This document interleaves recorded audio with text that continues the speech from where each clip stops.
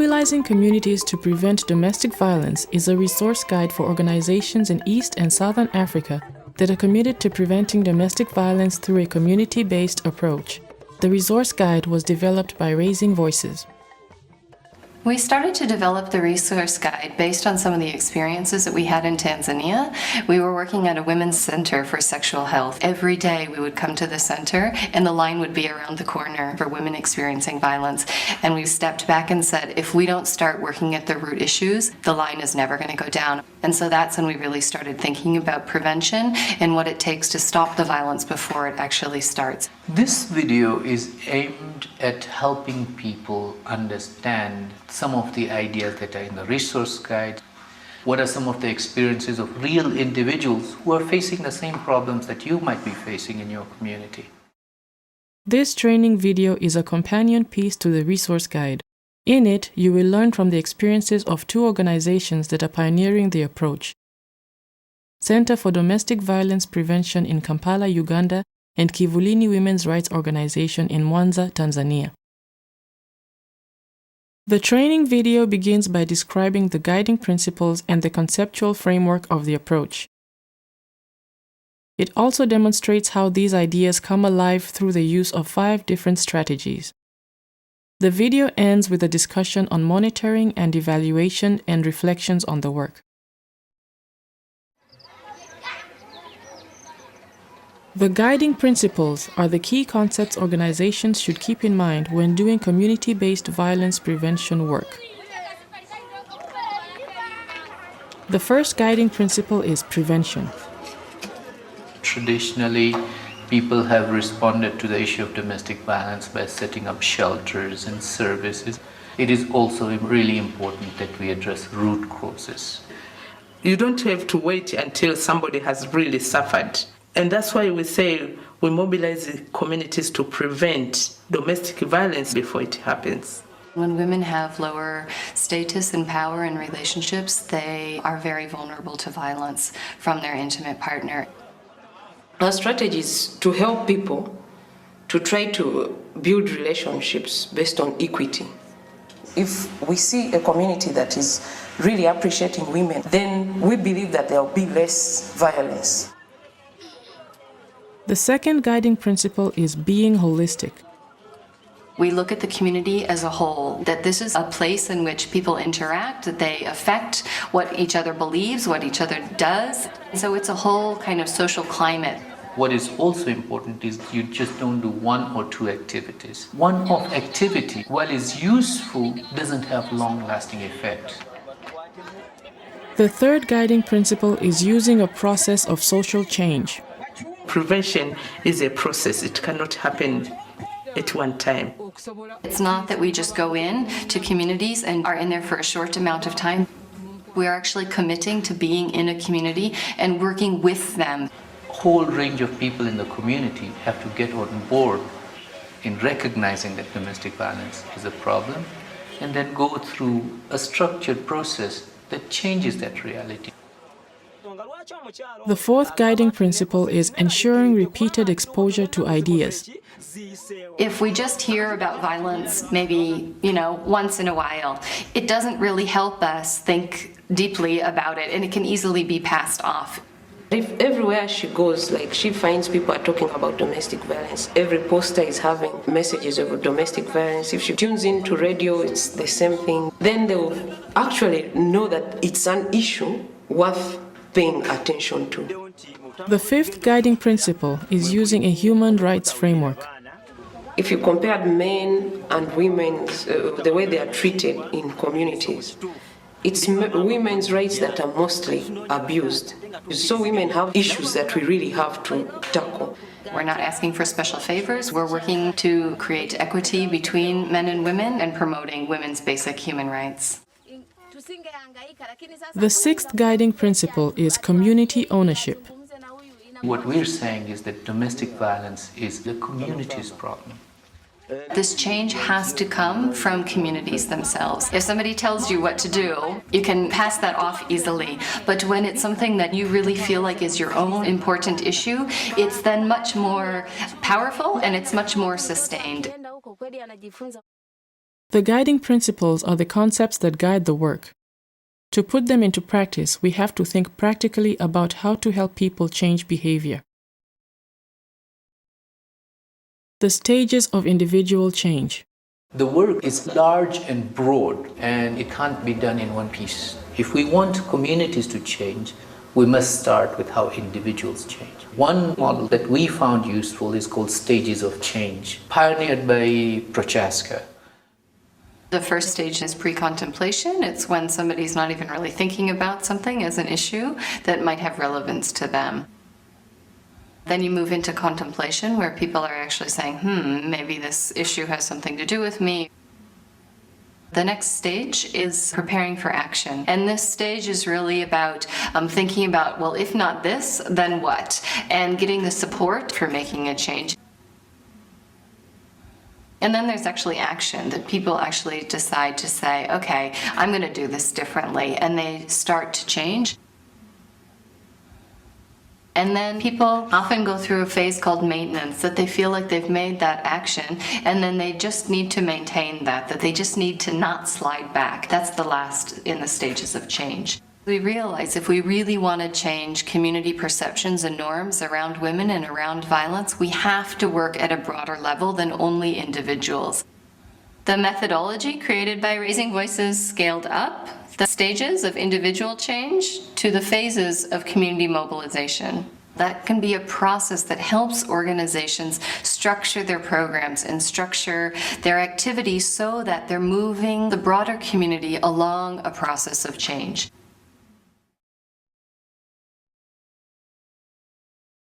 The phases of community mobilization.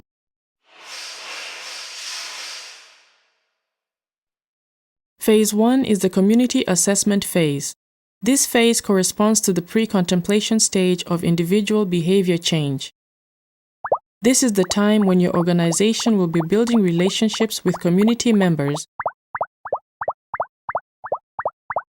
and learning more about your community and its attitudes and beliefs towards domestic violence. Phase 2 is the raising awareness phase. This phase corresponds to the contemplation stage. This is the time when your organization will be working to increase the community's awareness about domestic violence, its causes, and consequences. You will do this by initiating dialogue in the community and encouraging community ownership through participation. Phase 3 is the building networks phase. This phase corresponds to the preparing for action stage.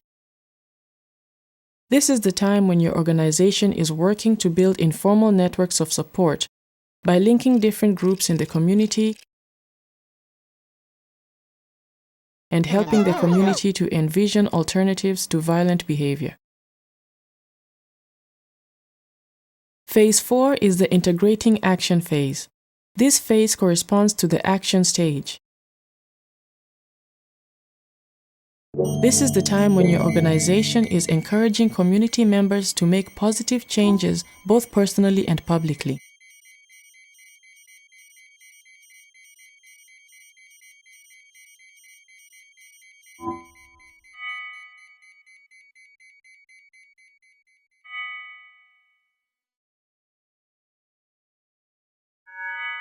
You will also celebrate positive actions that have been taken. Phase 5 is the consolidating efforts phase. This phase corresponds to the maintenance stage. This is the time when your organization is helping individuals and institutions to formalize the changes that have been made in the community so that community members will continue to prevent domestic violence. These have been the 5 phases of community mobilization.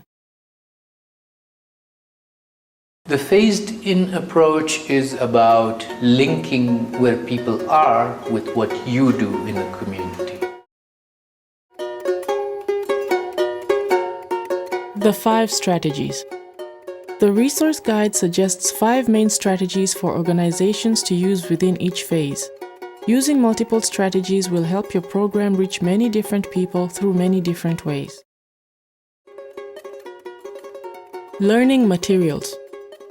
The learning material strategy is about creating thought-provoking, positive materials. It's about using the materials to encourage people to reflect and think critically about the issue of domestic violence in their own lives and in the community.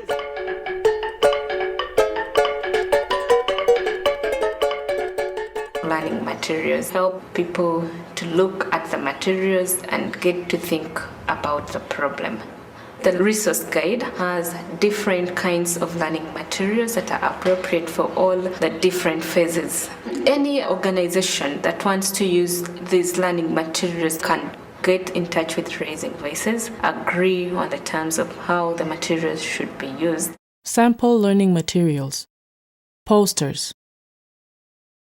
A poster has information written on and maybe pictures. Posters have different messages in them. This really shows the positive side. One thing that is important for NGOs to remember, they should make materials that are not dehumanizing or defaming or hostile or point fingers at anyone. Because if you have materials that are defaming to either side, either having a woman naked on them or a man hitting a woman, then none of them will want to identify with these materials. When you make materials that have positive messages on them, it helps people to relate with them and try so much to think about the problem. Poster facilitation. The learning materials are not just created to be hanged on the walls. We use the learning materials in the local activism activities because when people see materials, they really want to come. They want to get to know what is in that material. We use the posters for a poster facilitation activity. And in these activities, the community volunteers go with different posters, different messages. Community members are asked to talk about what they see in the posters. Murals. Murals, these are big paintings that are painted on the wall. So like we have murals talking about domestic violence. As people keep moving, they keep looking at them and it helps them to think about domestic violence and doing something about it. Booklets. A booklet is a small book with domestic violence information in it. It's some kind of a comic book with some small pictures and some bit of cartoons with text in them, something that is interesting for someone to look at and that engages someone to think about domestic violence. Booklet clubs. In a booklet club, one of the participants volunteers to read the booklet. At the end of the booklet, there are different questions trying to address the different situations that are reflected in the booklet. People discuss. They can do it in like 3-4 times, and when they return next time, they report back and say, yes, we learned this from this booklet, and from what we learned, we were able to do this and this, and they continue going on. Games. Games are not just about playing, but it also has messages about domestic violence, like snakes and ladders. So as people play and you climb up the steps, there is some positive message about domestic violence. And when a snake bites you and you go down, there is some negative message about domestic violence. These have been some sample learning materials and their uses. The learning materials you create and their content will depend on what phase your organization is in. Other possible learning materials include project pamphlet and referral list in Phase 1, traveling exhibitions and calendars in Phase 2, stickers and window placards in Phase 3, newsletters and card games in Phase 4, and sectoral materials in Phase 5. How will you use learning materials to prevent domestic violence? While developing learning materials, people should not think that it's them who know what should be done. And most times, what you feel is right to you might not seem right to the other person. It's important to just raise an issue and give room for people to debate. Learning materials should also reflect the kind of work that the organization is doing. For example, CEDOVIP encourages people to come together to prevent domestic violence. So the learning materials should send out some kind of encouragement.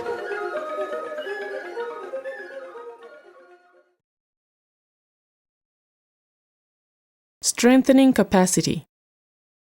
The Strengthening Capacity strategy is about engaging the staff of key institutions and your own organization over a sustained period of time to help them think critically about domestic violence and strengthen their skills to prevent it. It's about changing institutional policies so they are more able to prevent and respond to domestic violence. Strengthening capacity means working together with the key staff of key institutions in the community. We need to help these people to conceptualize the issue of domestic violence and to see how best they can intervene in solving these problems. Sample strengthening capacity activities. For your organization, training sessions. We first carry out a needs assessment from the staff. They tell us the new concepts that they want to get more knowledge on, and they tell us the skills that they need to be able to do their work. And when we help the staff do that, that means we are easing on the work of the capacity building officer. Instead of moving from one person to another to assess how they are doing their work, through one training session, these skills can be imparted. Weekly check-ins. The weekly check-ins help us. It is a forum where you share your past experience in the previous week. So we are going to begin by looking at the action points of last week. And in this sharing, you are free to tell us what you feel that you achieved in that previous week and what you feel that they were the challenges that you met. So together we brainstorm on those challenges to help the staff to overcome them the next time they go to the community. For key institutions, building relationships. We begin with informal meetings with the heads of institutions to sell the idea to them. And when you look that they are really positive and they are welcoming the idea, then already you have already prepared a concept paper. Then you start formalizing the meetings. You meet the heads of these institutions in a formal way. You present the concept paper to them, you discuss it, and then you forge a way forward together. Then the whole institution is easy to work with. They have protocol. If you want to be successful in working with them, you have to observe that protocol. Training sessions. After identifying such people that we want to work with, we also go ahead and do a needs assessment. What kind of gaps are existing in these institutions in terms of information and in terms of skills? We begin with an intensive training workshop. And today we are going to have musical chairs. When the music stops, make sure you get where to sit. You have to make sure that you create a conducive environment. Move at the speed of my hands. To make it friendly. We use games. In all our workshops, we have everybody sit in a circle. We are promoting equal participation. By participating, anybody who is ready to take us through what we covered yesterday, it is important to be patient with them. Make sure that you involve everybody. It's not like lecturing. You have to know that you are dealing with mature people who are knowledgeable. You use open-ended questions. Yeah, she will have to go through counseling. You've showed her the available options. Now it's up to her to make the decision. Because counseling is continuous.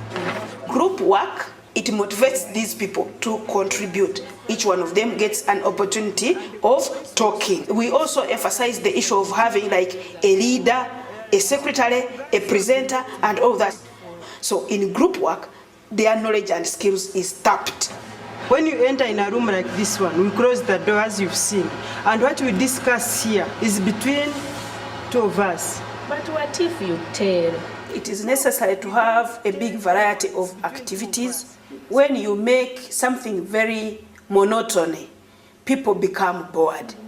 But when it comes like to a role play, it gives people a chance to open up, and sometimes they use their own experiences, and gives you first-hand information. When you want someone to gain a skill, then you have to help them put it in practice. So, Bruce, can I know what has brought you here? I did not accept it. When you act it, you feel like it's part of your life. You begin to understand how these people feel, how to handle them. What do you have to say? Don't begin with negatives whenever you are helping someone to learn. First, appreciate what has been done well. Okay? It is important to allow them to give out their views. And it is important not to criticize them. After getting all their ideas and views, you go ahead and analyze these issues with them. But it shouldn't come from you, the facilitator, to tell them that, that is wrong what you have said. That means you are going to shut down everybody. Among the options, you sum it up by giving your key messages that you really want them to take home. The information on domestic. Technical support visits. When you are doing these visits, you have to keep in mind that technical support visit is to help these people improve on their skills and knowledge. You are helping them to do work better. In technical support visit, you are not supposed to demonstrate. You help them to do things themselves, so that even if you are not there, they are able to do things themselves. These have been some sample strengthening capacity activities. As in every other phase, even when some of the activities like workshops or training sessions remain the same, the content of these activities will help move the individuals and institutions along a process of change. Other possible activities include recruiting resource persons for community activism course and organizational image seminar in Phase 1. Workshops for resource persons and community volunteers and staff development meetings in Phase 2. Staff workshops and follow-up support for resource persons and community volunteers in Phase 3. Study tours and community volunteer training sessions in Phase 4. And short courses and DV Watch group workshops in Phase 5. How will you strengthen the capacity of institutions? Among our work values, having fun. Otherwise, if it's not fun, you will not get any information from them. They are full of expectations. They expect a lot of resources from us. You have to be very clear by telling them your capacity, your limitations, and all that, so that they are clear, so that they don't over-demand. We are dealing with behavior change, so you get some resistance from them. You have to make sure that you are patient with them to help them also go through the behavioral change.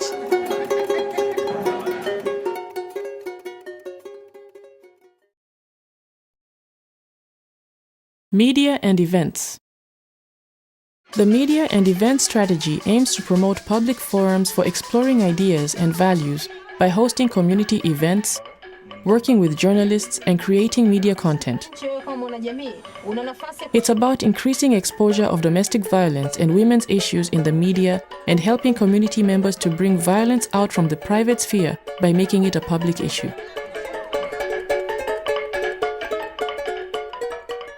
The media and events strategy is about engaging the media people in the campaigns, and it involves a lot of creating messages and make sure they're effectively transmitted to the community in different ways. Sample media and events activities, marches and rallies. It is very important to have a theme during the event because every person will be focused to the issue that you are calling them upon. If you leave the event without a theme, you might get confused as you get along with the festival or with the event. Community ownership is really important You involve the community, then they feel it's theirs. So they should be part and parcel of solving whatever problem that is within their community. When you're organizing a march, it's important to make sure the government officials are aware about the march. Important to make sure the police know about the march. The route should not be very long. You should find a route that has many people who can see it and ask about it.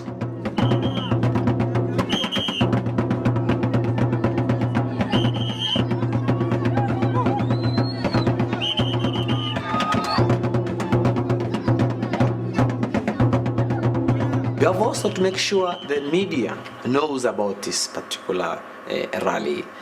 Perhaps if you can get a government official who is prominent in that area, it's important because it gives it more prominence. People will ask about it and they'll discuss about the rally. Because the rally should not end after the event has ended. It has to continue in the household. People have to keep on discussing.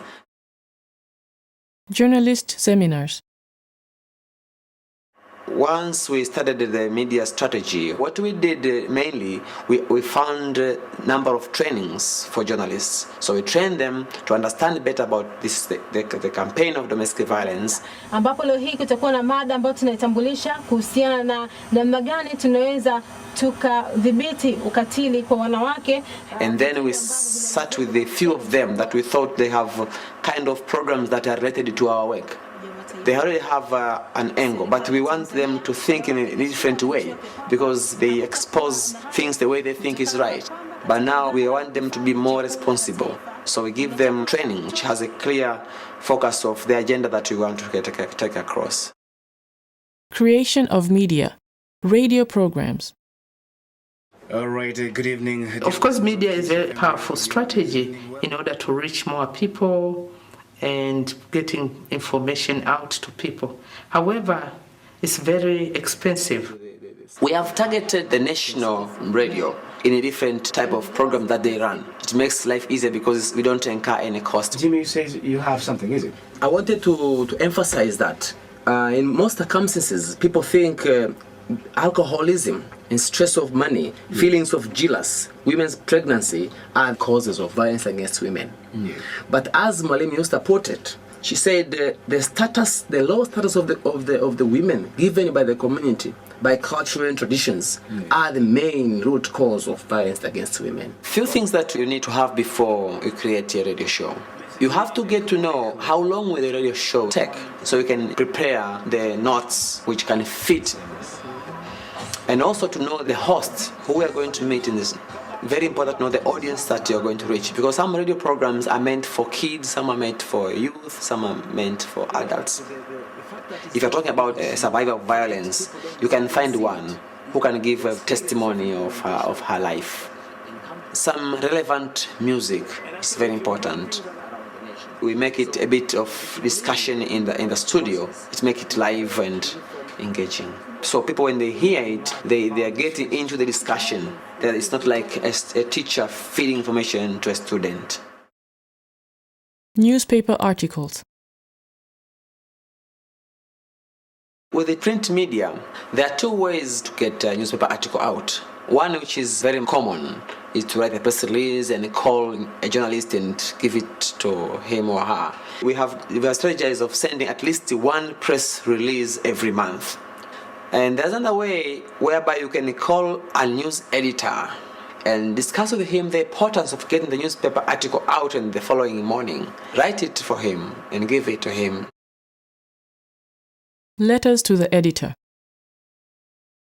The NGO people who want to work with the media, they tend to forget the importance of letters to the editor. This is the angle where an editor gets hints for follow-up. So I encourage the staff to write letters to the editor. Make sure you look at the agenda of the day. Like there was a statement come from the Minister for Finance. Now try to angle your editor to that statement of the minister, because the editor will tend to get that because it's still hot in people's minds. These have been some sample media and events activities. Just as with other strategies, the content of the media and events will change as you move through the phases. This is important because it helps to facilitate the process of change. Other possible media and events activities include media analysis in Phase 1, interviews and story tapes in Phase 2,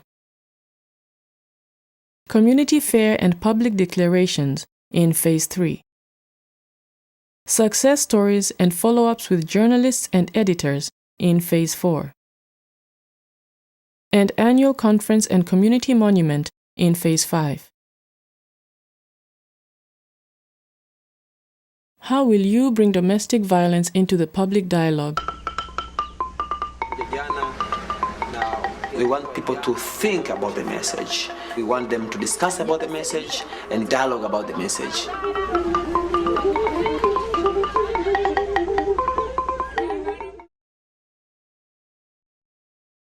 Advocacy.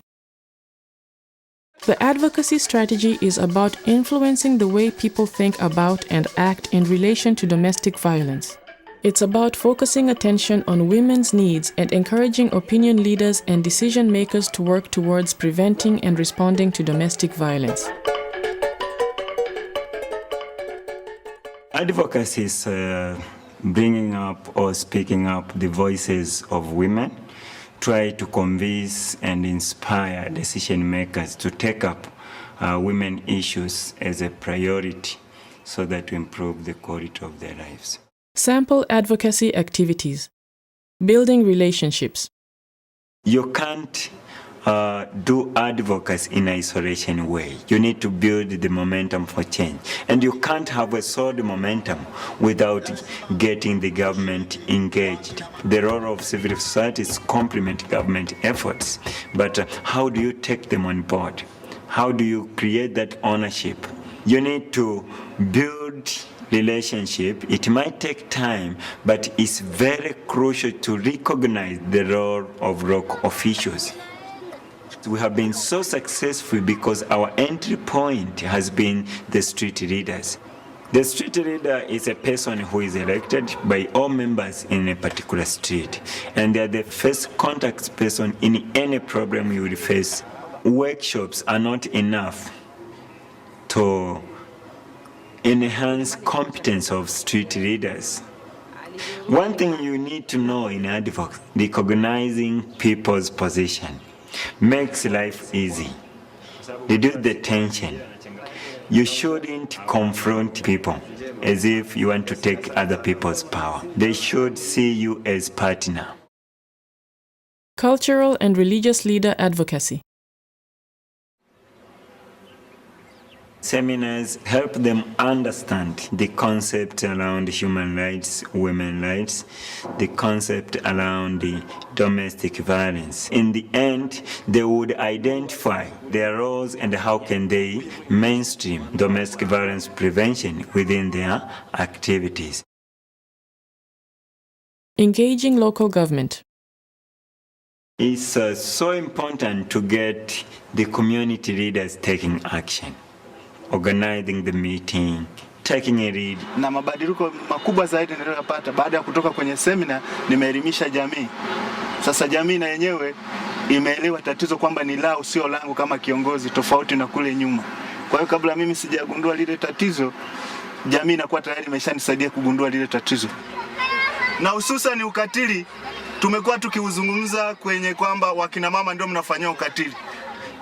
In an open dialogue is where people can air a lot of issues which help even the street leaders to track and to know how much efforts need to be done in their own local areas. But it's also important because within the street level, they can come up with more mechanisms of preventing domestic violence, which are more practical, which are more owned by the community. So you empower the street leader themselves to get things moving. We have built the capacity of the ward tribunals where a lot of incidents of domestic violence are resolved. So we have helped them understand the law, the concept of human rights, women's rights, and how can they address domestic violence prevention in their work. The other thing is helping them have reconciliation skills. Unapokuwa unashughulika na hiyo kazi, vitu vya muhimu sana sana, kwanza unakuwa msikivu. Pili, unakuwa na msimamo wa kuelewa kwamba hawa wote wana haki sawa. Nakuja mwanaume au mwanamke au mwanamke kwa mwanamke au mwanaume kwa mwanaume, lakini kama ni swala la kuzuia ukatili, unapashwa kuwachukua kama wote ni sawa. Ndio eti ulijibiwaje? Influencing law and policy. This starts from engaging community members in coming up with their own bylaws which take into account women issues. Get things in place. Within the Tanzanian government, street leaders are given the mandate to engage communities coming up with their own bylaws, which suits their own needs. With the set of laws in place, they call up a meeting, they dialogue, we get them endorsed by the ward councillor and then declared as part of the recognized laws. And now they are used in decision making at the street level. NGO collaborations and coalitions. Networks have more mandate and autonomy if you are strategic. Well, he was happy and he looked... When we were lobbying for the Domestic Violence Act, the network was useful forum for us. You need to be keen. How do you make the networks more useful for you than just passive participation? You should know what things you need to achieve in any network you are engaging. These have been some sample advocacy activities. During each phase, the content of your advocacy activities will build on that of the last. This means that while some activities will remain the same, the issues will change and expand as people become more familiar with the issue.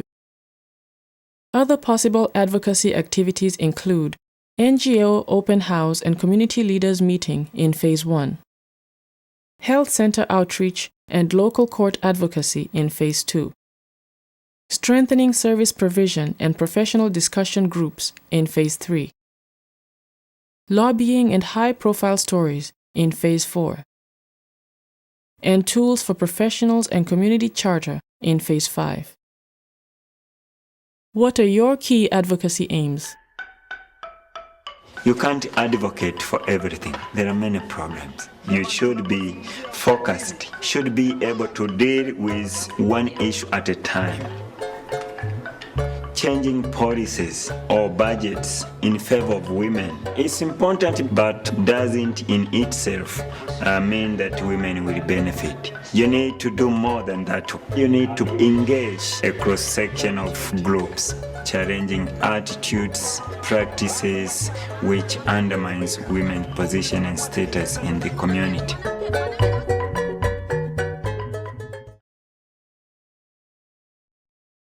Local activism.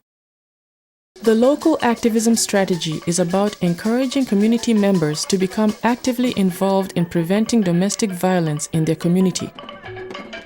It's about encouraging community ownership, meeting people where they are, and creating a culture of activism in the community. The local activism strategy is about mobilizing communities to prevent domestic violence. And under the local activism, we work with community members at the grassroots levels. At the local activism department, we reach out to different people through different activities. Sample local activism activities: community volunteers and counselors. Community volunteers are all based in the community and they do activities on an ongoing basis. We look for the people who are respected in the community. These CVs play a very crucial role in the project because they are the ones who work very close with the community members. It's good to have people who have good attitudes. I benefit when I succeed. I feel proud and I get a lot of experience from other people. I learn. Community volunteers are both men and women. It's important to empower men to work towards preventing domestic violence because when men talk to fellow men, they tend to listen. We have community volunteers and community counselors. Counselors don't really do activities. They do psychosocial support to people experiencing domestic violence. We try to prevent domestic violence, but it's already happening. You really see that these people need support. Impromptu discussions. Community volunteers go to the communities and reach out to people without making prior arrangements. They stop somewhere, ask questions to the community members. Community members get involved in the discussions. Greet them and ask for permission, and then you can introduce yourselves, tell them to keep on doing what they have been doing. You have to pick a topic that at least will interest these people. And they engage people in dialogue around the issue of domestic violence. So they get people talking about domestic violence, or what they think they can do about it. Community dramas. We have dramas. These keep people entertained, but in the same way sensitizes people. Obuzannyo obutono obwo buleeta message mu bwangu, omuntu n'afuna message ekyo kyennyini. Kyekyetaagisa obuzannyo obwo okukolebwa mu drama nga butono buleete message yaffe eyo. Toyinza kujja na muntu n'ogamba nja kumalawo ebyo bikoya. Naye ye yennyini yaddemu ekibuuzo ekyo kyennyini ekimunyigiriza kyawulira ekiri mu ndowooza ye yennyini mutima gwe.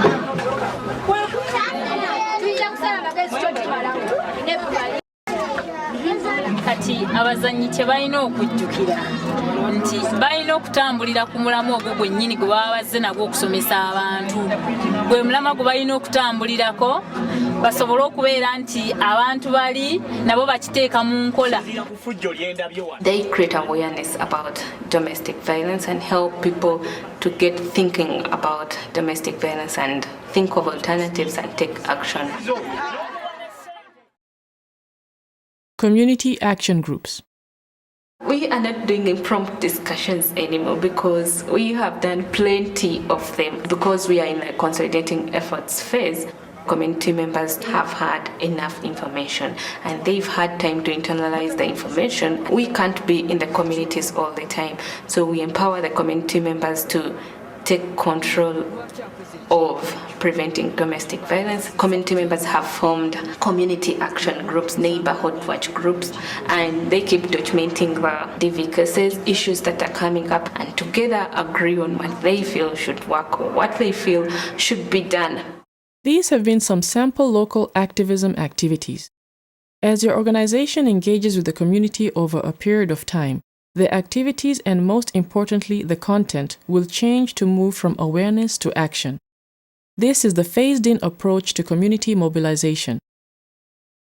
Other possible local activism activities include recruiting community volunteers and community celebration in Phase 1, story cards and video shows in Phase 2,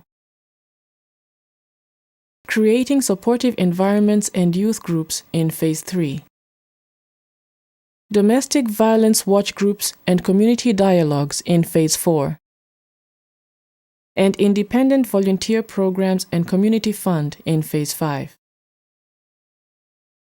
How will you inspire local activism? When you talk about the benefits of nonviolent relationships, it helps people to begin thinking about trying to have a healthy relationship. If you went and said, for example, you are a bad man, you are doing this is bad, everyone would get so angry and wouldn't want to talk to you. It's important to talk about domestic violence as a community problem. As much as the women suffer most, it affects everyone. All this work of mobilizing communities can get complex, and you can get lost if you don't monitor and learn from your experiences. Monitoring and evaluation. We want to see changes. The work we are doing is not easy to see. It's not like you want to build so many wells and you just see so many wells have been built. But here we are talking about changing people's behavior. We really wanted to see whether we are making an impact. To measure your impact, begin by keeping reports on your work. We value report writing very much. Each activity you conduct, you have to write a report about it. Being regular in writing these reports. It's not so hard. Once you get used to it, you have to make sure that you plant that culture in you. Before writing your reports, you should decide which things you will track. Think about what am I going to measure? Well, some of the things that you might monitor is how many activities did you do, how many people attended, what are the types of questions they asked, and how are those questions changing over a period of time. Take all the information that you've collected. If you notice that when you started doing your activities, only 10 people attended, but now 50 people are attending, you might conclude that more people are getting interested. If you see that the type of questions that people are asking are changing, then you understand that, okay, people are moving from one phase to another. It's not like a community will neatly move from one phase to another, to another, to another. No community is like that. You have to make a judgment call that are enough people moving along with you so that you can get to the next phase. At the end of each phase, review the activities you have conducted and the progress you have made by using the review table. Monitoring and evaluation are crucial if you're going to make informed decisions. But it also helps other people make sense of what effect you're having. It's called the resource guide because it's a guide.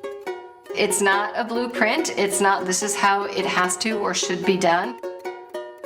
Each community is different. Each organization that takes on this problem is different, and therefore you will have to adapt what is in the resource guide. It's very, very important to be flexible and also not to want to be doing everything. Just do what is possible to be done according to the resources that you have. The work of preventing domestic violence has a personal effect. Ensure that you find support so that you don't end up carrying the stress yourself.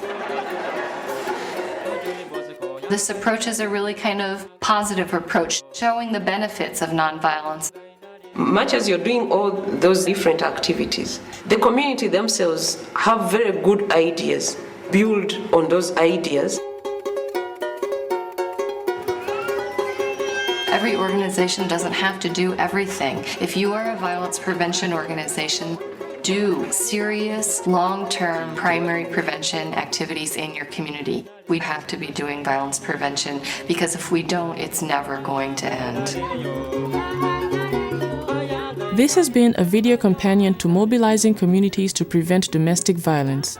For more information on the concepts and activities described in this video, please consult your copy of the resource guide or contact Raising Voices.